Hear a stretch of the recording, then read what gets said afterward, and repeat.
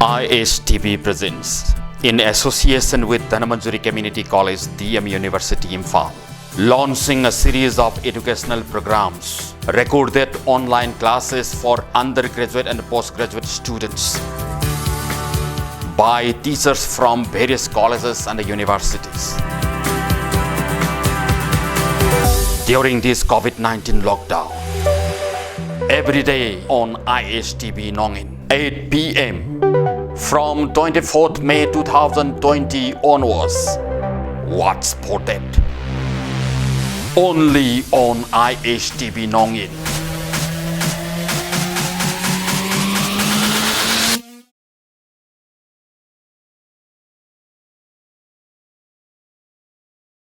After the discovery of MOSSBAUER effect by Mössbauer in 1958, a lot of experiments which we postponed for a long time because we did not get a very high precision tuning clock. Now many scientists are able to do experiments which were postponed for a long time. One is about isomership.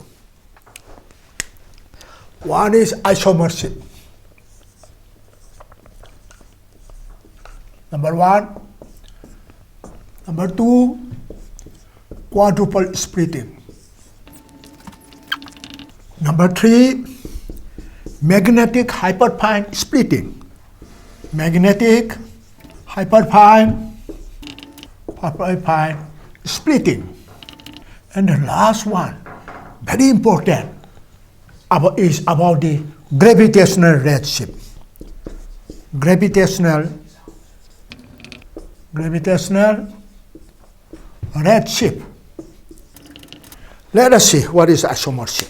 When the MOSSBAUER gamma rays, means gamma rays emitted without recoil free, it strikes to a similar nucleus. For example, let us take iron 57, and if we take natural iron, which contains about 2% of iron 57, that will absorb the gamma rays emitted by the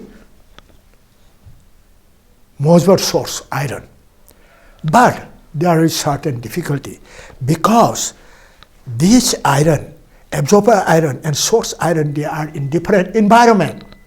Different environment will lead to the splitting or shifting of the nuclear levels. Therefore, such small shift of the nuclear level will lead to no absorption. One is the isomership. What is that isomership? Ground state, excited state.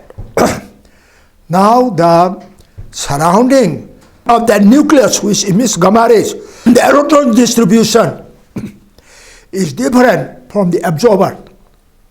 Your iron may be in stainless steel, your iron may be in chemical form, and the distribution of electron around the nucleus of the absorber and around the nucleus of the emitter, they are different. This leads to the isomership. This is isomership we have. This isomership is actually psi absorber mod square minus psi source. Means the surrounding wave function of the absorber and the source are different. This will lead to the isomership. Now let us see.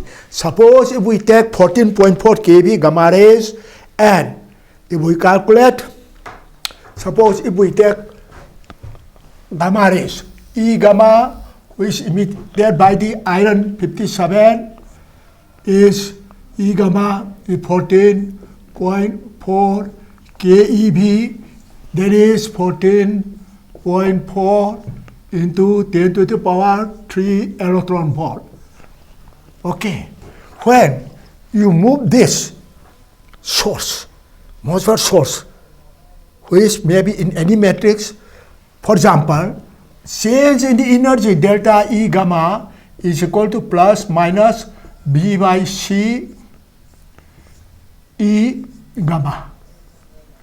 Now, if you put the value, suppose 1 millimeter, I move the MOSSBAUER source 1 millimeter per second. Say very small amount.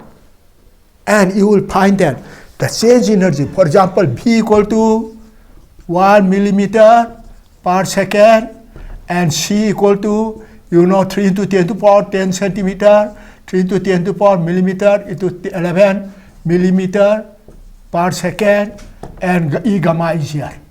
If you substitute this value, when you move the MOSSBAUER source to and fro at the speed of about 1 millimeter per second, the change in the energy of the gamma ray is, if we put the values, it will be about 4.8 10 to the power minus 8 electron volt. So 4.8, if we put this value, we'll get about change in the energy will be delta E gamma equal to 4.8 into 10 to the power minus 8 electron volt. So we are talking about fantastically small energy change, which no one was able to do that earlier. It means MOSSBAUER effect can be used in a variety of experiments. One is the isomer shift, and many experiments have been done in the isomer shift. For example, isomer shift of, if you have iron in stainless steel, if you have iron 57 cobalt source, iron 57 in palladium, their surrounding environment are different. And if you take the spectrum, there will be shifting of the energy. Change of energy is 10 to the power minus 7 only, electron volt. Another is quadruple splitting. When the nucleus, second one, the nucleus, the charge is not, nucleus of the iron, if the surrounding environment charge is not spherically symmetric, and it has got some quadruple moment about the surrounding charge, then that will interact with the nucleus. This will lead to the splitting of that iron. Iron, which has got excited state 3/2, and this ground state half. This will give the spectrum a doublet because of the what you call interaction of the quadruple moment with a nuclear quadruple moment and the principal electric field gradient surrounding the nucleus, and this will give double splitting. This is what one will have. Beauty is that we know that this electric field does not remove completely the degeneracy which you have done in the perturbation theory. Magnetic field can remove degeneracy completely, whereas electric field like star effect does not remove the degeneracy completely. This is why the excited state of the iron, which is 3/2, spin 3/2, and ground state is half. The excited state is due to quadruple splitting. Excited state 3 plus minus 3/2, and ground state is plus minus half. And the transition between these two will give you the quadruple splitting of the MOSSBAUER effect. And this is such a small quantity. If you calculate how much energy is there, it is very easy. See how much millimeter we have. One can calculate. If it is about 5 millimeter, you multiply 5. Yes, the energy difference is so much between the excited state and ground state. Now, why we come to nuclear decay scheme? Nuclear decay scheme of the iron. I have told you, cobalt 57, which is the excited state of iron 57. Naturally occurring iron is iron 56. 2% of naturally occurring iron contains iron 57. Now, cobalt 57, which is radioactive, captured the electron.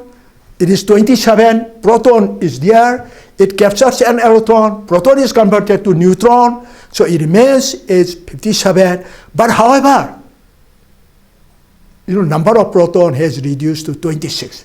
So it becomes iron 57. The transition from 3/2 half, it gives to the 14.4 keV gamma rays. So this is used for a variety of experiments.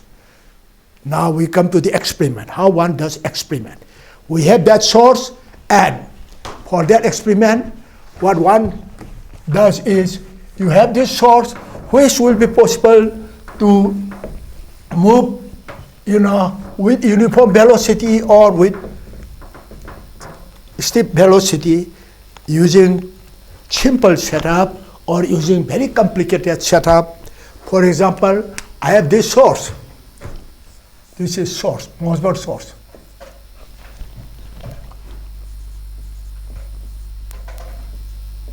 Source. Let us say, because iron is equal to iron cobalt 57, which is possible to move with a small velocity, a few millimeters. Then you have the absorber here, and you have this absorber, and you have detector here. Detector.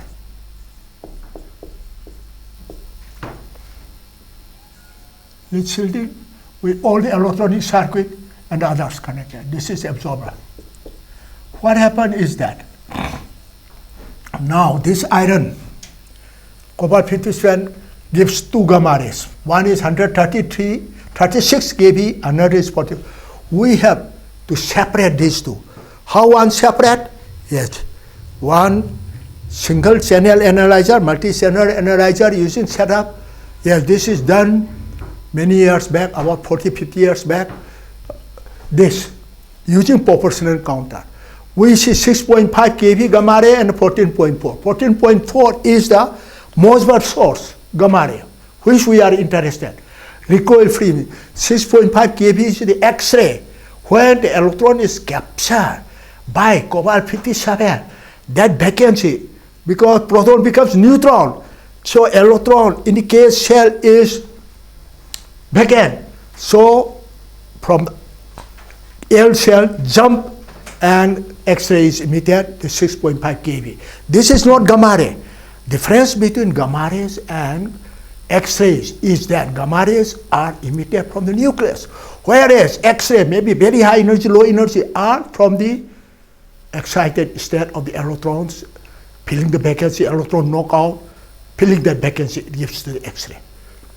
So you separate this 14.4 kV and do the experiment. And this is what one has can do. Stainless steel, we have in stainless steel, iron is there. Now, the iron, stainless steel, iron is there, cobalt 57 palladium matrix. The question is that the iron in the stainless steel, iron in the palladium, which is cobalt 57, which is excited state of iron. So what is the energy difference between these two? It is about, you see, 0.3 millimeter per second. And if I put it here, delta E gamma equal 4.10 to power minus electron volt is per millimeter. So the difference in energy due to environment change is fantastically small. It is about, multiplied by 3, about 12, 13 into 10 to power minus 8 electron volt. Fantastically small. Then you have iron in sodium nitroprusside. Then this iron nucleus in sodium nitroprusside, it has got some quadrupole moment because of the surrounding, and this will give rise to two, what you call, MOSSBAUER spectrum. So we will be able to know the energy splitting between these two. We come to here, see, means we will be able to know the energy difference between these two. The transition E pi and E sigma. The energy difference will be able to know, calculate from that. Because we know 1 millimeter corresponds to 4.8 10 to the power minus 8 electron volt. So at what velocity you are moving your source. Magnetic splitting, we call it hyperfine splitting. What we have? The nucleus has got the magnetic moment. It is 3 by 2. The spin is 3 by 2. Magnetic moment is there. And the transition This hyperfine splitting is the first time after the discovery of Mössbauer effect, one is able to know the hyperfine splitting of the iron. Iron, which has got, see, now in the hyperfine splitting, as you have done in the perturbation theory, in the G-main effect, it is similar to G-main effect of the nucleus. The surrounding electron produces so much strong magnetic field interact with the nucleus magnetic moment, and that will lead to the splitting of the nucleus magnetic moment. So 3/2 half plus 3/2 half minus this, so it will lead to the transition of 6 lines. And we see that in the magnetic splitting, the degeneracy is completely removed. This is one of the very fine tuning experiment. This is what Mössbauer experiment. So you have 6 lines, 1, 2, 3, 4, 5, 6 lines. Line taruk e. Line taruk asigi. So matai din asogi matai phausi about kainoni 12 millimeter per second gumni mana meter per second ta tawre millimeter per second ni. If you substitute the value in the how much the nucleus experiences the magnetic field due to the surrounding electron, it comes about 300 kilogauss, about 30 Tesla. Very fantastic, strong magnetic field experienced by the iron nucleus. So this leads to the magnetic hyperfine splitting. Now, the last one, which is one of the finest experiments that man has performed on this planet Earth. It is about the gravitational redshift. What is gravitational redshift?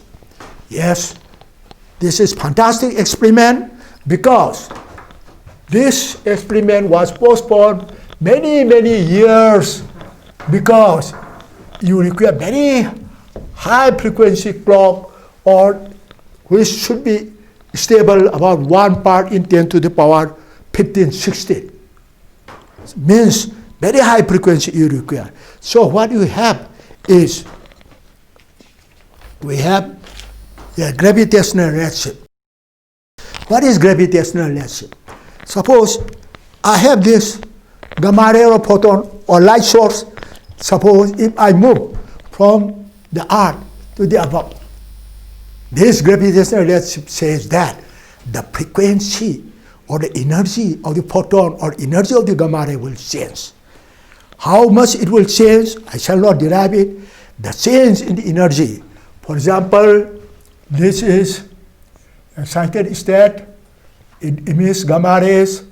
This is ground state of iron. Now this becomes excited, gamma rays absorbed, recoil free emission. So this will give, and means when photon changes from one gravitational potential to the another, the photon will interact with the gravitational field, and this will lead to the gravitational redshift. One can calculate the gravitational redshift. It is very simple. So delta E gamma equal to mc. Yes. How much is a delta E gamma change in the energy of the gamma ray or photon when it moves one gravitational field to the another is equal to what you have mass of the mgh, and mass of the photon is E gamma by c square gh. Therefore, the fractional change of the photon energy when it moves from one gravitational field to the another is equal to gh by c square. Fantastically small quantity. If we substitute the value of g, acceleration due to gravity on the surface of the earth, it is 9.8 or 10 if you say meter per second square. I say the height is 1 meter. Means when you take a photon or gamma rays from a source from surface of the earth above 1 meter, the gamma ray emitted energy will change gh by c square. And it is for 1 meter. The value comes out to the first R scale is small. This comes into 1 meter. G you have ice equal to 1 meter, and Z you know 9.8 meter, okay. C, you know, speed 3 into 10 to the power 8 meter per second whole square. If you substitute 1 meter, the value comes about, this comes about 1.1 into 10 to the power minus 16 electron volt. Minus 16, not electron volt. Yes. Means the change of frequency of the, or energy of the gamma ray, the change of the energy of the gamma ray is 1 part in 10 to the power 16. Thus, it means you can do one of the finest experiment on this planet. The gravitational redshift, we have this. The fractional shift in energy of the photon, according to this equation, is 1.1 parts in 10 to the power 16 per surface of the. When I take light, when I take source, that changes the frequency of the source. How much small? It is changing 1 part in 10 to the power 16. So at the 16th place of decimal, at the 16th place, only change is there. So now, with the discovery of Mössbauer effect, it has made available electromagnetic radiation whose energy can be measured with great precision. And the important parameter is fractional width, which is about, iron is about 3.1 into 10 to the power 13, zinc is 5. So people, they have done experiment. So with the discovery of Mössbauer effect, it is now possible to observe the gravitational redshift and test equivalence principle.